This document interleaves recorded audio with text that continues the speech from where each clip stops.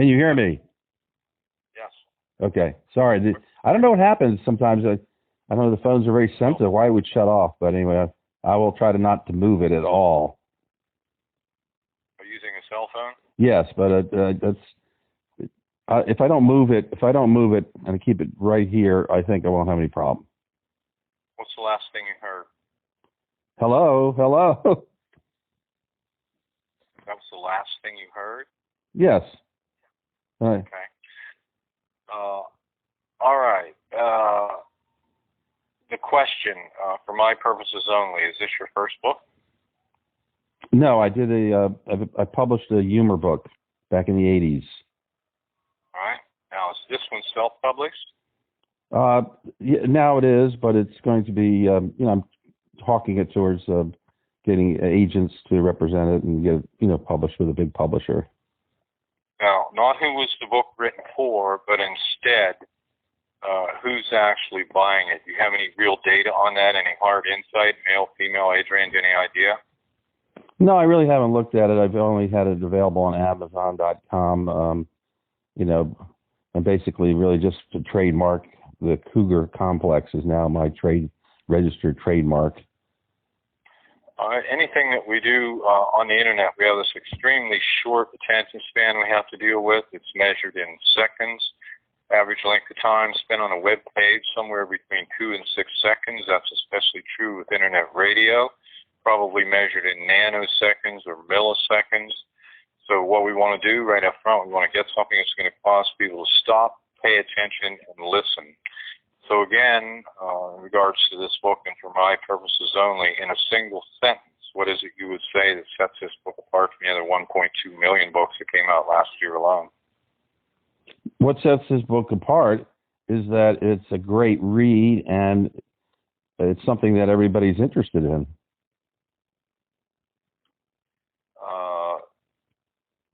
And I'll ask the question another way.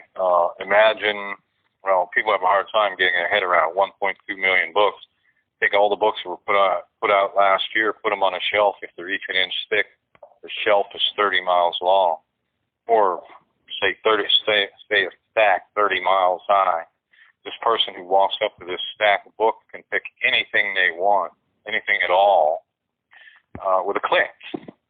So they come up to this stack of books and they can have anything they want. What is the one thing that you will give them that no other book will give them? What's the hook? What's the headline? Well, the hook is just the title is so intriguing that people are very interested in sex and romance and relationships. And this is a lot of fun, and it's something that somebody's not going to see anything that's really like it next to it to compete with it.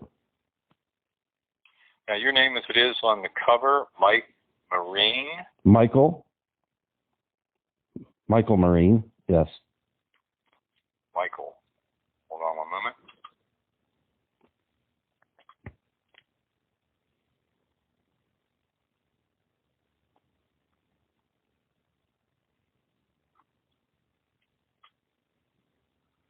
And the title is The Cougar Complex? Yes. Okay, we're limited to a maximum of 15 minutes. I'll be watching the time. I don't want you to be worried about it, or be concerned about it, or even think about it. Just be aware of it. Common sense. So we have roughly 15 questions, which we do. Each answer should be about a minute in length. It's going to be impossible for you to judge how long you're talking when you're thinking about what you're saying and concentrating on the volume of your voice and all of that. So let me worry about all of that. I'll be timing everything. If it looks like we're going to come in short, I'll ask some very general, easy to answer kind of questions.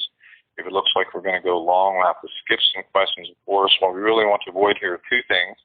First, the one word or very short answers, and we blow through your interview in a few minutes flat. Or the reverse, which is ask a question 15 minutes later, waiting to ask the second question. When I get to the end, I do a wrap-up for the show. It's going to sound very much like I'm hanging up. I'm not really hanging up. If you hang up, a big alarm goes off. So even though it sounds like I've hung up and gone away, maybe as long as 2 minutes, just stay there. I'll come back, talk about the things we need to talk about at that time. I think one of the main things to know here is this is not blog talk radio. This is going to be edited at a professional level several times, several people, different parts of the country. They're going to go so far as going to take the breath out from between your words in 1/10 second intervals. They're going to cut it up with a little pair of electronic scissors and paste it all back together. together again. Those rock solid, perfect. So there's really nothing we can do that will mess it up. Oohs and ahs don't matter. Pregnant pauses don't matter. If you need to stop and think about the answer to a question, that's fine. If you make a mistake, you can back up and correct yourself. You can fall right out of your chair. It's not going to make any difference. We can fix anything in editing. If you can imagine the two of us sitting at a table, I have a recorder. I ask the question, point the recorder at you. Your goal is to get the words on the tape any way that you can. If you can get the words on the tape, we can fix them on the other end and make them sound good. It's not like we're going to start at the beginning and you have to be perfect the whole way through to the end or anything like that. We'll be doing it step by step, question by question. It's very easy to do, as you'll see. A few things we really need to concentrate on, several of which are already mentioned. First, volume problems, so we want to be too loud. Secondly, the attention span, so we want to be too fast. We want to sound excited without sounding manic, of course. Whatever you do, don't sound salesy. And you want to speak in sound bites. When I say sound bites, sometimes people think I mean short sentences. But what I mean are short, powerful phrases to get directly to the point. Again, because of the audience we're dealing with, they're 2-second attention span. And in fact, this is radio, and our voices are really the only thing we have to make any impression on anybody whatsoever. So many times I'll interview people, and I'll say, tell us about this book, please. I hear, oh, they sit up in that porch, and it's all pretty good. I said, oh, my, somebody read it, at that point, the entire audience is just gone. So what you want to do when I ask a question, you want to answer it immediately, entirely, short, condensed version. Boom. And then build on that answer over the course of the next minute or so. If you can manage to do that at least some of the time, we'll avoid having people be bored or frustrated because they're not hearing the answer fast enough and clicking away. There are two questions that are very important in regards to making this work something that will actually produce results. The first one of which is, if you could compare your book with any book out there we might already be familiar with, which book would it be and why? Trust me when I tell you, we can talk for 3 hours. People won't get it. This is radio. And as they're listening, they're staring off into space. All kinds of things are happening around them, drawing their attention. They're fading in and out. The baby's spilling the milk. They're crossing the street or whatever. If I were to say to you of the Barack Obama of marketing, you get a picture in your mind. If, on the other hand, I were saying the Mickey Mouse of marketing, you get a completely different picture. But in both cases, I've managed to communicate through wildly different approaches to a huge subject, marketing, in a single sentence by using a comparative, something you're probably already familiar with. And I've had people say all kinds of things, Harry Potter on steroids and all that kind of stuff. Not saying you're just like this thing, not saying you're better than this thing, not saying you're in the same league with this thing. What we're saying is you're in the same general vein as this thing so that people can get their heads around it very quickly, because at this point in the interview, they don't know if this is a comic book, cookbook, graphic novel, encyclopedia. They don't have a clue what it is, and they're not going to stick around long enough to find out. We have to be very clear, very sharp in getting that message between your ears, and the way we do it is by comparing it to something they probably already are familiar with. It doesn't have to be a book, be a movie, TV show, anything that draws the picture in the mind of the listener who's never heard of it, cannot see it, and we're trying to describe it using words only.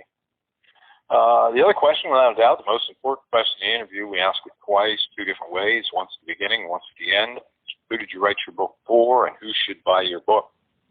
Whatever you do, don't say everybody or anything like that. If I say who should buy this book, and the person says everybody, I'm just going to kind of yawn because it just lumped me in with the entire human race. If, on the other hand, I say who should buy this book, and the person says, oh, it was written specifically for 50-year-old males with gray hair who live in the southeastern corner of North Carolina directly on the coast, then I'm going to sit up and take notice because it just accurately described me and how it feels as though they're talking more directly to me. So the better job you can do and the more of it you can do in regards to segmenting your target audience in response to those 2 questions, it can be by age, it can be by interest, by gender, by role, any combination of those things.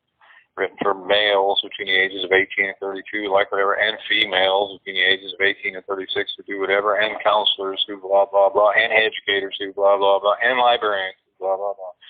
The more of that you do, the more powerful it becomes to larger and larger groups of people.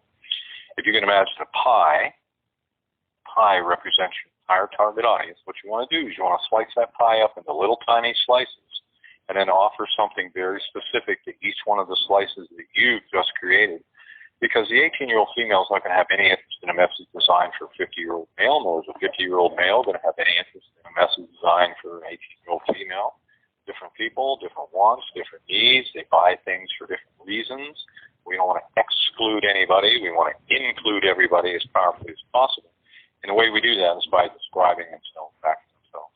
And then finally, this is radio. We don't want to hear it. We don't want to think about it. But if we don't do it, we're not doing a job. If somebody's taking a time out of their day to stop what they're doing, put it down, sit down for what to them is 15 very long minutes, listen to an interview, they're trying to find out one thing. What they're trying to find out is what's in this for me. What do I get out of it? What happens when I take my credit card number out there and I take a chance of getting it stolen to buy a book? What's in this for me? They really don't care that much about you, and they certainly don't care at all about me. The only thing they care about is what's in this for me. They wouldn't be listening in the first place.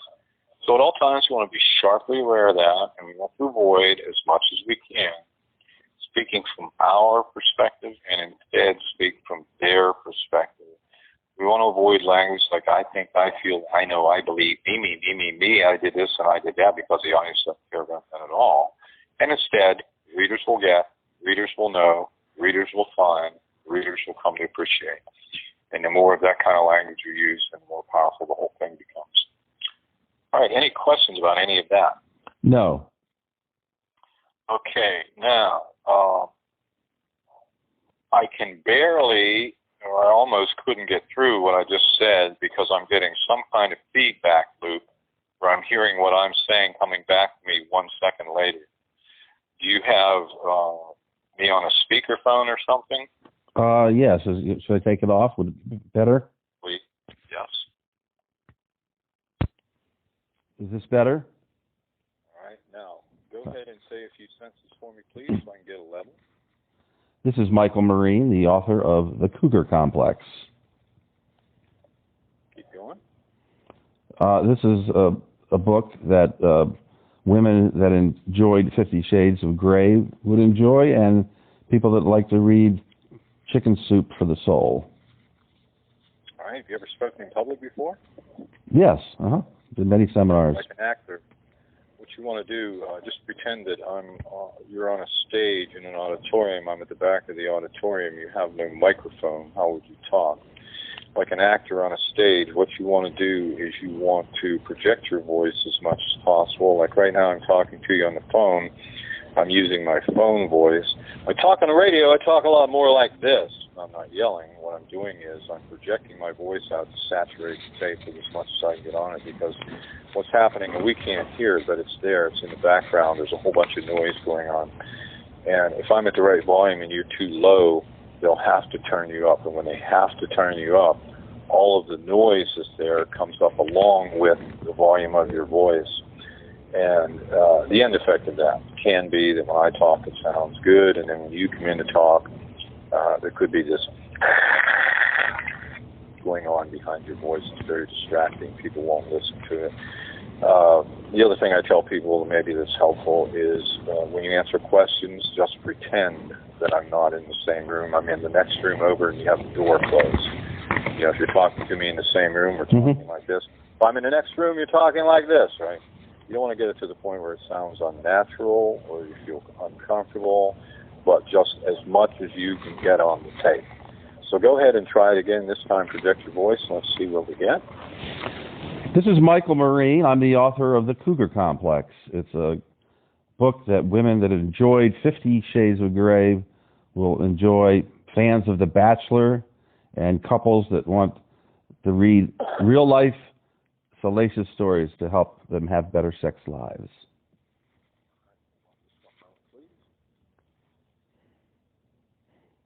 I do a lot of acting, and I have a booming voice. They turn my microphone down all the time when I go on stage because I'm the loudest person there.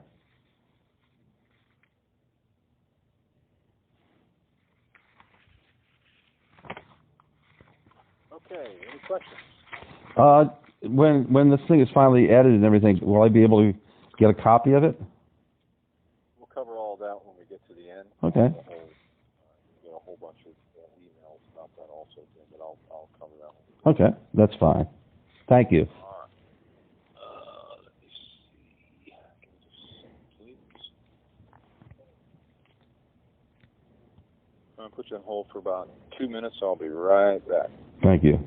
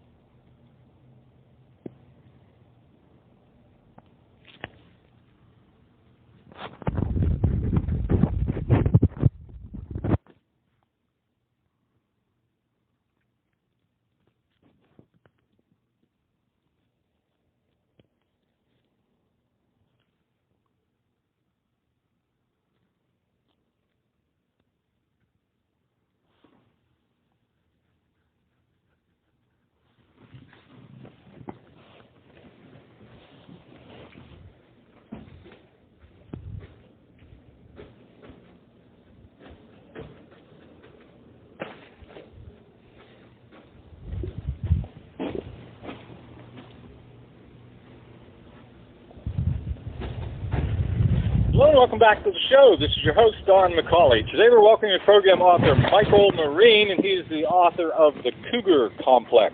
Before I bring in today's guest, a quick reminder that selected interviews are available in our iPhone app, which can be downloaded in the App Store, as well as on TV on the Roku channel and Amazon Fire TV. Our app name on all platforms is simply The Author Show. Michael, how are you? I'm doing great. Thanks for having me. Tell us a little bit about yourself, please.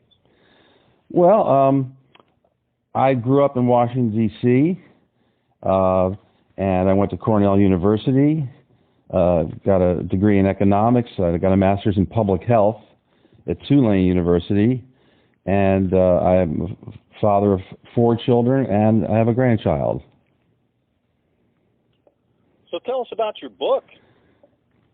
Well, there's a lot to talk about. I'm very excited about this book because, this is something that's really fun to read, and it's informative, it's educational, and I learned a lot by writing this book, and I think you'll learn a lot by reading it. Okay, tell us about this book. You didn't tell us anything about it, so we'll do that one over again. Okay. Hold on just one second. Okay, the question is, tell us about this book whenever you're ready. The book, The Cougar Complex, is in 2 parts. The first part is actually a study of men who went out with older women. And this book is from the perspective of the men. I found out by doing some research about cougars, women that are going out with younger guys, that there's very little written from the perspective of the men. It's all basically from the woman's perspective. So part of the first half of this book is a study, a demographic study with many questions to see if there are any commonalities of younger men who prefer older women. And the second part, which I think is really the meat of the book, are real-life short stories of the actual real-life encounters of young men going out with older women, how they met them, what happened, and if it lasted, and what they learned from it.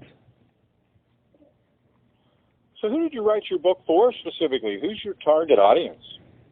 Well, I think the target audience really is there's mass appeal, but I think there are a lot of women that enjoyed 50 Shades of Grey because, of the salacious nature, and this would appeal to them. I think any fans of The Bachelor that enjoy romantic encounters, because this is all about romance, but this is not stage romance, this is actual romance, and it's also going to be very good for any couples that want to that enjoy real-life salacious stories, because I think it will improve their sex lives. It'll get them, excited and get their juices going, and this will be a great book for them to read. Would you say there's a minimum reading age for the book? Well, it is, I would think, 18 and older. I did have a number of younger guys, in their 20s who gave me the stories. Many of them were really actually older, most of the people, but I would say 18 to 80. Now, could you say there's any type of central message or perhaps underlying theme that you would say runs throughout your book? Well, I think that the central message is, can a relationship, a cougar relationship, when there's 10 or more years between a couple, can it actually be a long-term relationship, or is it really just a phase, or is it just something that people want to try out with an experience? So that's the theme that goes in there, is that, yes, I'm sure a lot of people have had these, but will it last? So if you had to choose, what would you say is the single most important idea you're sharing in your book that's really going to add value to the reader's life? Well, the thing is, I actually did this book because I was curious, because I wondered, why are so many women, and I was dating women in their 50s, why was every woman telling me that younger guys was hitting on them on the internet, even if they said, I don't want a younger guy. If you're young enough to be my son, don't bother me. But they would still change their age. And there wasn't any woman I ever talked to who said they weren't hit on by younger guys. And yet I knew, by being very active in the dating world and being able to attract many women and go out with many women, that younger women even 5 years younger rarely would ever contact you. So what was going on here? And I wanted to understand why so many young guys were, interested in older women. And this is pretty much was a learning experience, what I found by going through these interviews. Now, if you can compare your book with any book out there we might already be familiar with, which book would it be and why? Well, I like to say Chicken Soup for the Soul, because I call this book Chicken Soup for the Cougar, because it really has many short, poignant stories that are enjoyable and can be read a few at a time or, all in one sitting. But basically, it's a fun thing to pick up, read a couple stories, and put down. So it's in that kind of appeal to people who like, short, to the point, fun stories that have a beginning, middle, and end, and aren't, taking a long time to read. So how did you get the interviews for this book? Well, that's a good question, because this was going to be one of the hardest things about this book. And originally I was looking for a co-author, a woman co-author, where we would be the Masters and Johnsons of Cougarism. So I did have a woman who was very interested, and she did some interviews, but the interviews came back as bland, general, and they weren't, interesting stories. A lot of the stories that the interviews that I had, I could picture them in a movie scene. So how did I get all these people? Well, finally I came up with an idea, and I put an ad in Craigslist in various cities, and the title was, "Have you ever dated a cougar?" One man told me it was the best ad he ever saw on Craigslist. And so I said, I'll pay you $40 an hour for your stories. So a lot of people wanted to make a few dollars, and of course people love to tell stories about what happened to them. So got many people calling me up, but I want to make sure these stories are interesting. These are not boring stories. This isn't I meet somebody at the bar, we pick them up and go back and have wild sex. No, these are real stories, interesting stories. They're all different, and they're all true. What makes you qualified to write on this topic? Well, I think, I do have a master's in public health. I've always been interested in relationships and in our mental and physical health, and I think that relationships are so important for our health. We find out that married people live longer than single people, and we're finding that it's not as easy to find somebody compatible these days. It's very difficult, even though they're all out there and we can obviously meet a lot of people. So this is something that I think a lot of people are interested in. Now, which theory that you hypothesized on your website did you find to be true? Well, that's a good question, because I did a survey, and basically I had 4 different theories that I was trying to test to see which would work. The first one was what I heard from all these women, and it was amazing how many told me the same thing. They said, "Oh, of course I know why these guys are hitting on me. They want a sugar mama. They want somebody to take care of them financially," and which does seem to make sense. The next one was maybe they're just not satisfied with women their own age, sexually and intellectually. My third theory was maybe they would rather have an older person because there'd be lack of responsibility and commitment in the relationship. A person much older wasn't looking to get married and settle down. And then there's maybe there was a lack of a mother image in their life. The Oedipus complex may be coming in. If you're dating somebody 10 or more years older, are you really looking for somebody to replace your mother?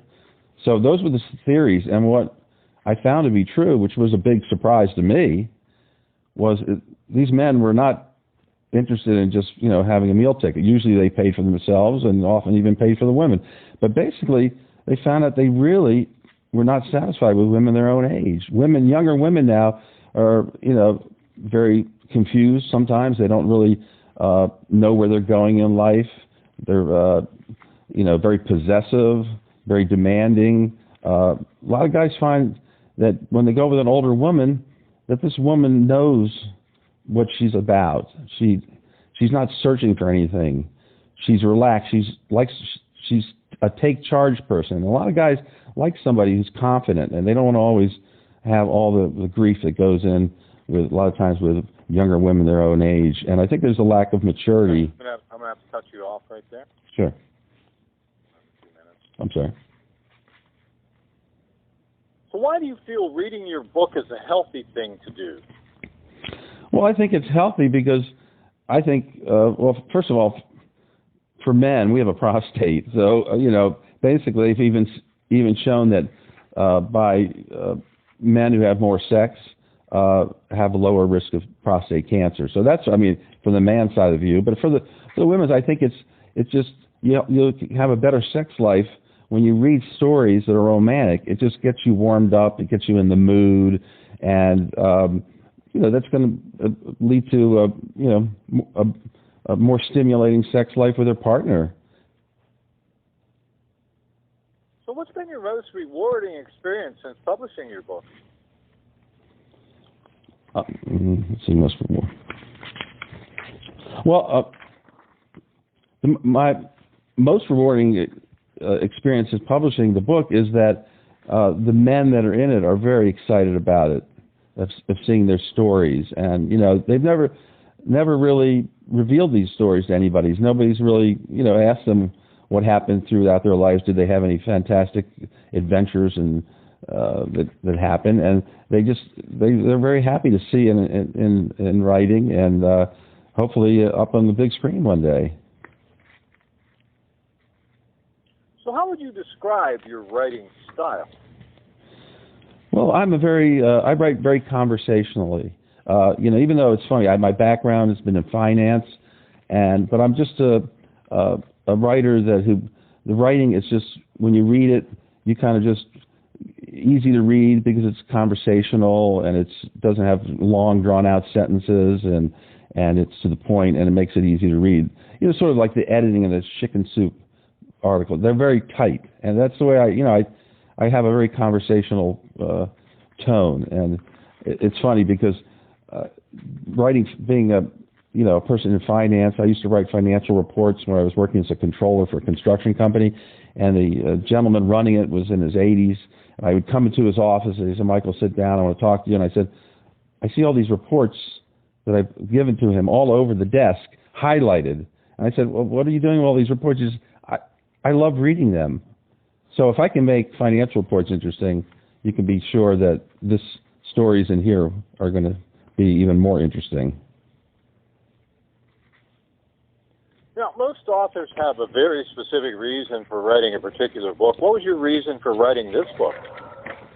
Well, I wrote this book because I wanted to understand what was going on, and I was a little disturbed actually, because I looked at myself. I said, when I was 30 years old, I wouldn't want to go out with a 50-year-old woman.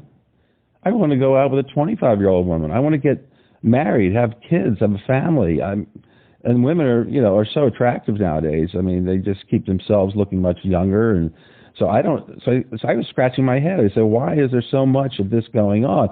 Because there are changes in our society. We now have the lowest birth rate in this country's ever had. People aren't getting married. They're not interested in building families, and it's really changing the demographics of our country in the future. We're going to have fewer young people and much more older people out there. So anyway, it's just and if they don't reproduce and they don't have a lot of kids, then we're going to, have less people putting money into the Social Security system, et cetera. So I was really just curious, and I couldn't find anything written on this. So that was the thing. I said, it's not a story that's been told before, but there's something happening here. And I did find out some interesting things, and you can find them out in this book. In your opinion, who should buy your book? Well, I think the people should buy this book are people that love, romantic and adventures, that love short stories, that are, that I think is a general appeal. I say to people, I said, when I'm doing a radio interview or a TV interview, and they say, we'll be right back with the author of the Cougar Complex after these words from our sponsors, they're going to be there because this is something people are interested in. Their eyes light up. Cougar. There's a TV series called related about cougars, but it really wasn't even talking about cougar relationships, Cougar Town. But I think it's something that gets their interest immediately, and I think when they pick it up and see the stories, they're going to want to read them because they're fun to read. Do you have a website? Yes, I do. It's www.cougarcomplex.com. Well, this has been just great. Our guest today has been Michael Marine, and he's the author of The Cougar Complex. Michael, thanks very much for being with us today. Thank you, Don. I appreciate you and interviewing me, and thank you so much. This is Don McCauley wrapping up another edition of the Author Show. Go out there, buy the book today, and please share this interview with your friends so that they too have the opportunity to discover our guests and their work. The Author Show can be accessed at any time at theauthorshow.com. Selected interviews can also be found on major platforms like Amazon Fire TV, the Roku channel, iHeartRadio, Spotify, Google Play, and many more.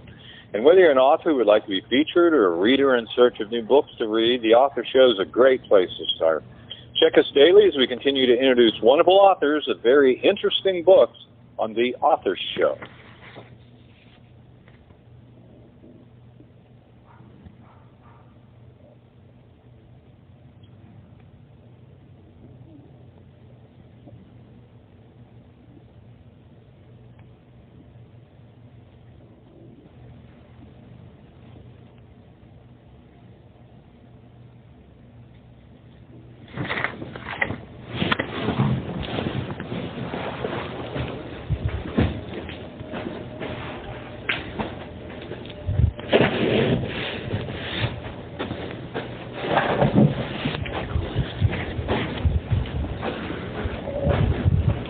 Okay, still there? Yes, sir. It wasn't my best interview. I wasn't great, but I'm sure it still intrigued people. I think overall volume level is good, pacing is good, made it sound very interesting, probably very little editing involved in that one also. I feel very good about it. So what happens from here? The recording goes to each of them. They will edit it, put bumpers and music on it, put it out there, and I tell folks, this is very much like having a store inside a shopping mall. We get tens of thousands of people through the front door of the mall, so to speak, and where they end up going, what they end up doing, what they listen to, completely up to them. It's based on their awareness, their interest level. Show has done tremendous things for a lot of people. Zero for a few others, and that's because we live in a world today where anybody can create a book. Last year, somewhere around 1.2 million people did. And in that group, there are books that are just simply not marketable. But the reverse, those that do have something, it shows just torn the roof off for a lot of those people because of the very high traffic they have. But the actual process is it goes from me to them, starts to go through editing. As it goes through editing, they'll send you all kinds of information, keep you informed, let you know what's happening. They'll send you information on how you can license a copy for your own use, put it on your website, put it on Facebook, or do whatever you want to do with it.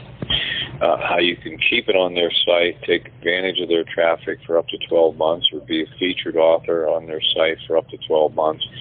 Some of the mid-level distribution plans get it put out on 10 to 15 of the biggest podcasting distribution sites out there, which brings literally hundreds of millions of potential listeners into the mix. Higher ones get it on Amazon Fire and Roku and all kinds of different things, and all of it's ridiculously inexpensive.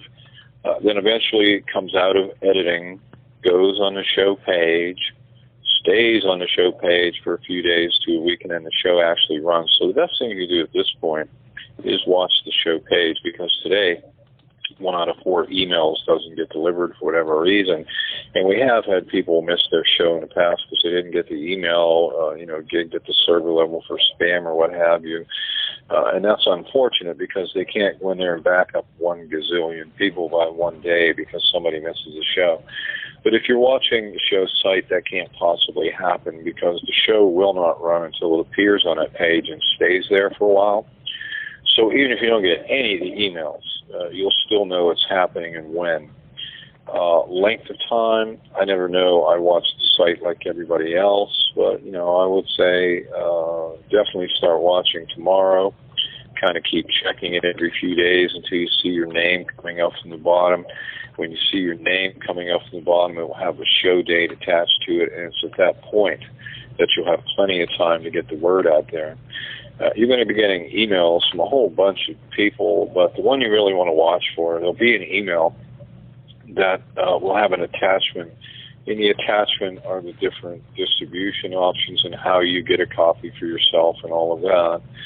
But in the body of that email, there is a release form. You have to digitally sign that release form and send it back to them before the show can run. So be very diligent in watching spam folders and all of that.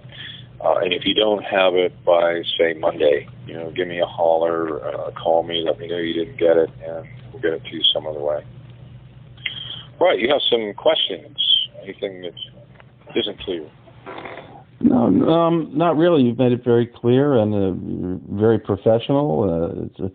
I'm very impressed with the way you approach the whole process. It's a great thing you're doing, and I really appreciate you giving me this opportunity. Okay, very good. Well, we are good to go. All right. So hopefully talk to you then very soon. Okay, thank you. Thank you again. Have a great day. Bye-bye.